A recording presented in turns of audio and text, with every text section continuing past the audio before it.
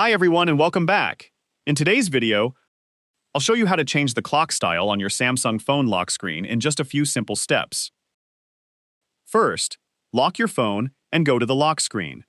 Then, tap and hold anywhere on the lock screen until the customization screen appears. Now, tap on the clock at the top. Here, you'll see different clock designs and font styles you can choose from. You can adjust the font thickness to make the clock thinner or bolder.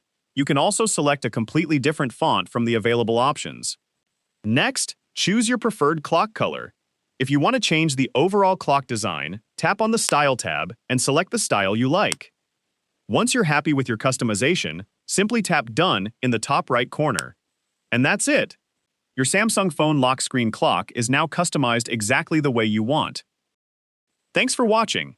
If this video helped you, don't forget to like, subscribe, and turn on the notification bell for more helpful tech tips.